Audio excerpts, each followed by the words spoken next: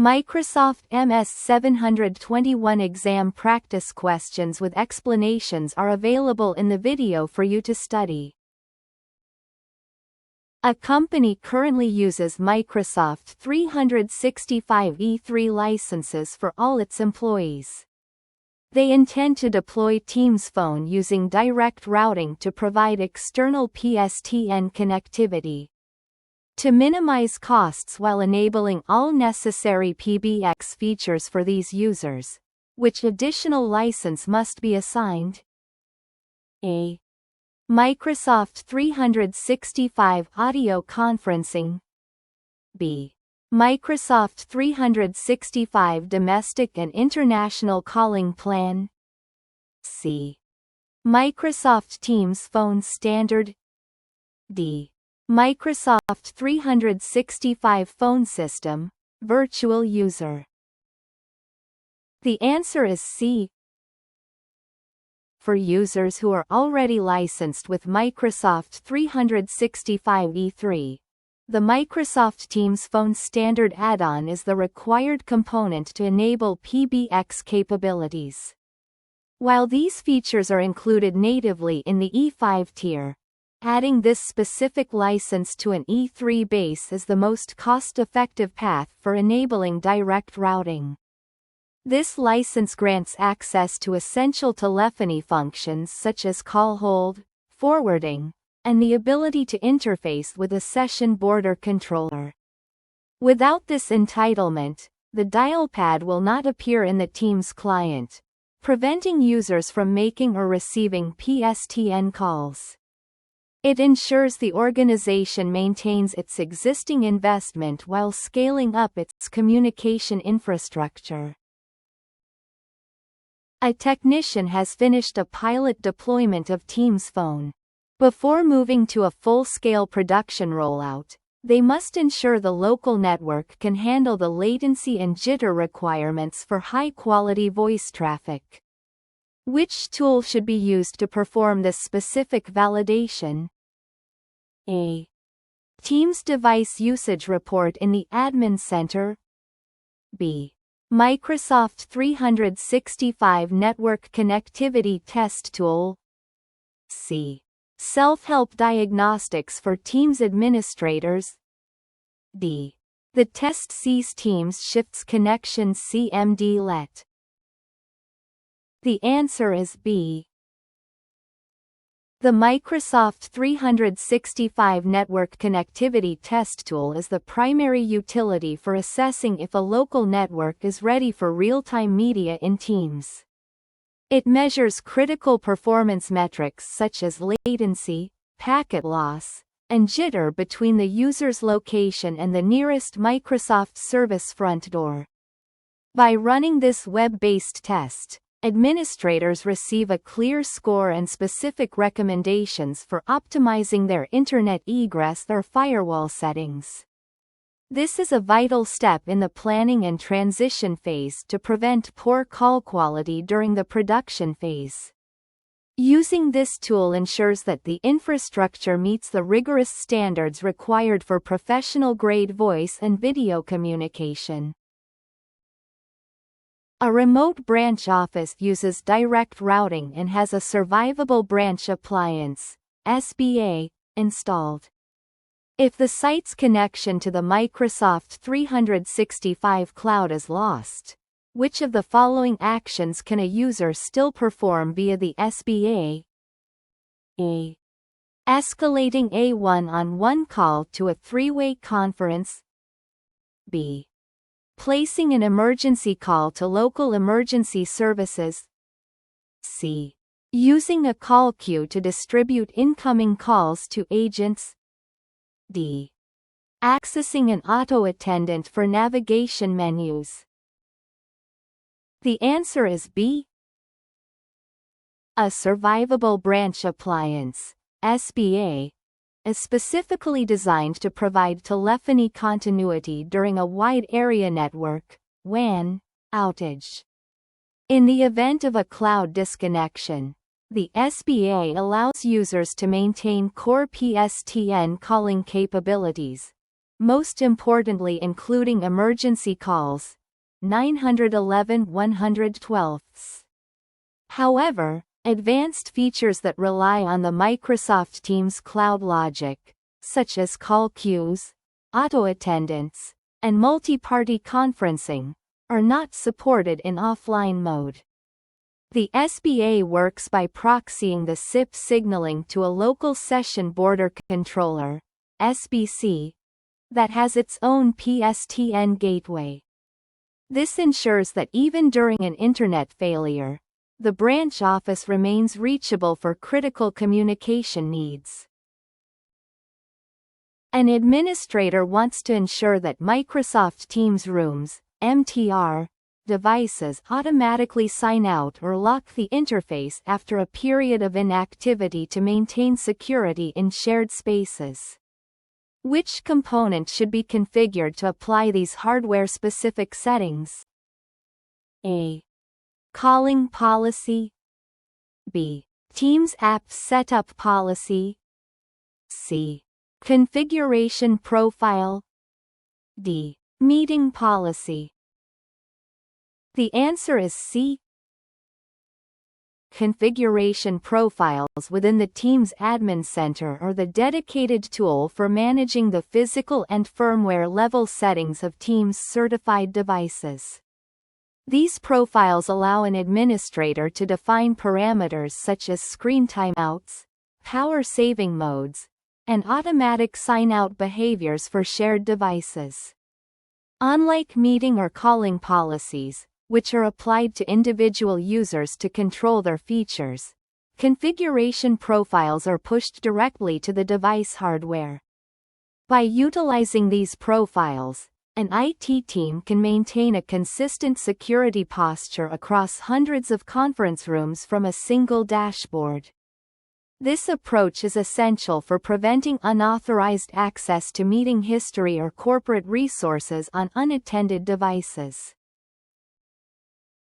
When setting up emergency calling for Teams users, an administrator finds that a specific physical address cannot be automatically validated against the master address database. What is the correct procedure to resolve this validation issue? A. Assign a different emergency calling policy to the user. B. Manually enter the latitude and longitude coordinates for geocoding. C. Skip the validation step and link the address to a phone number. D.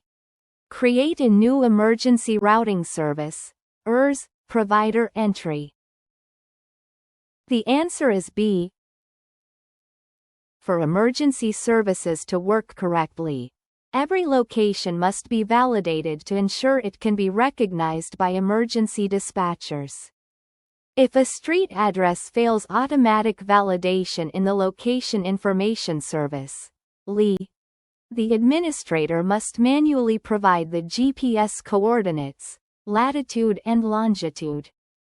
This manual geocoding ensures that the location is pinned accurately on a map for emergency response teams. This process is a legal requirement in many jurisdictions to comply with safety regulations like Ray-Bombs Act. Once the coordinates are saved and validated, the address can then be successfully associated with subnets or wireless access points for dynamic location tracking. An organization has deployed 500 Teams certified IP phones. The administrator wants to test new firmware on a small group of devices before rolling it out to the entire company. How can this be achieved in the Teams Admin Center? A. Modify the app setup policy for the test group. B. Assign the devices to a deferred update frequency profile. C. Run the update cease Teams device CMD let for specific MAC addresses. D.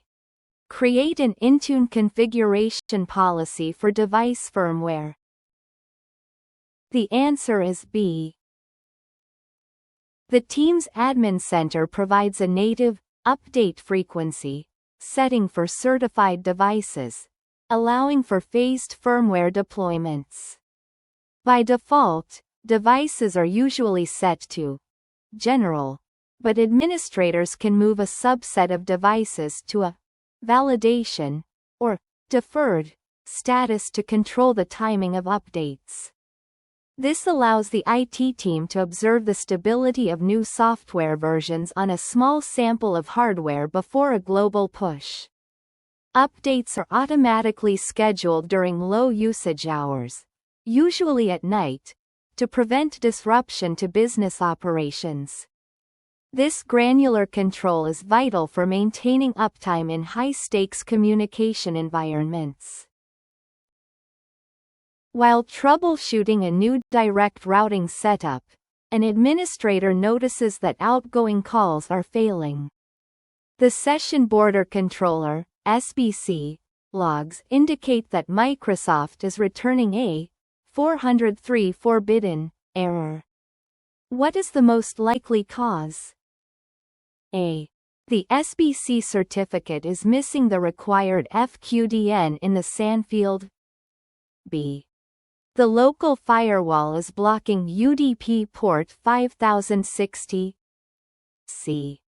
The user has not been assigned an audio conferencing license. D. The PSTN usage record is missing from the voice routing policy. The answer is A. A 403 forbidden error during the SIP handshake in direct routing usually indicates a TLS or authentication failure between the SBC and the Microsoft SIP proxy. Microsoft requires that the SBC presents a certificate from a trusted CA and that the FQDN in the certificate's subject alternative name, SAN, matches the FQDN configured in the Teams tenant. If there is a mismatch or if the domain has not been properly verified in the Microsoft 365 portal, the connection will be rejected. This security layer ensures that only authorized hardware can route calls through the tenant's infrastructure. Resolving this typically involves reissuing the certificate with the correct parameters and verifying the domain status. A support desk requires that incoming calls be distributed to the agent who has been idle for the longest period. Additionally, calls should not be offered to agents who are currently on another call. How should the call queue be configured? A. Routing method. Round robin. Presence-based routing. Off. B. Routing method. Longest idle. Presence-based routing. On. C. Routing method. Attendant routing. Presence-based routing. On. D. Routing method. Serial routing. Presence-based routing. Off. The answer is B. To ensure that the workload is distributed fairly based on downtime, the longest idle routing method is the appropriate choice. This algorithm tracks the time since an agent's last call ended and prioritizes the one who has been waiting the longest. To prevent agents from receiving a second call while they are already busy, presence-based routing must be enabled. This setting ensures that the system checks the agent's Teams status, e.g., available, before attempting to route a call to them. This combination optimizes agent efficiency and ensures that callers are connected to someone ready to assist. A network engineer is seeing poor audio quality during large Teams meetings and decides to implement quality of service (QoS). What is the first administrative action required within the Teams portal to support this? A. Define port ranges for different media types in meeting settings. B. Enable, insert quality of service markers in the meeting policy. C. Set the DSCP value for audio to 46 in the calling policy. D. Upload a network map to the Call Quality Dashboard, CQD. The answer is A. The first step in a Teams COS implementation is configuring the specific port ranges for audio, video, and screen sharing within the Teams Admin Center meeting settings. By defining these ranges, e.g., 50000, 50019 for audio, the administrator provides a predictable set of ports that the local network can then prioritize. Once these ranges are set, the network infrastructure, switches, routers, can be configured to apply DSCP markings to traffic within those port boundaries. This ensures that time-sensitive voice traffic is given priority over standard data traffic like web browsing.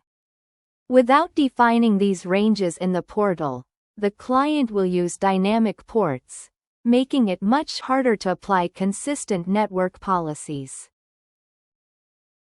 A financial institution requires that all PSTN calls made by their traders be recorded for compliance purposes. How should an administrator enforce this requirement in Microsoft Teams? A.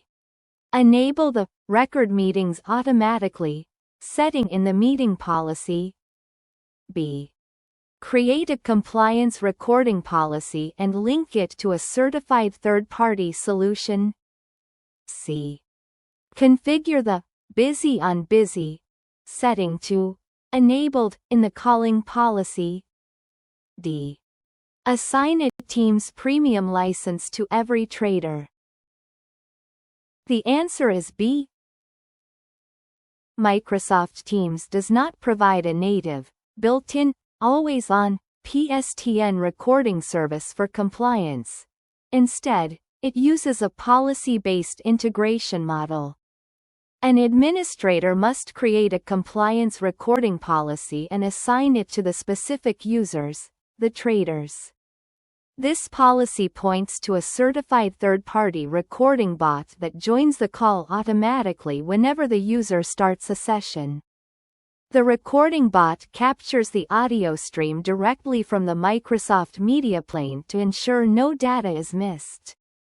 This setup is critical for industries that must adhere to strict regulatory requirements regarding record keeping and audit trails.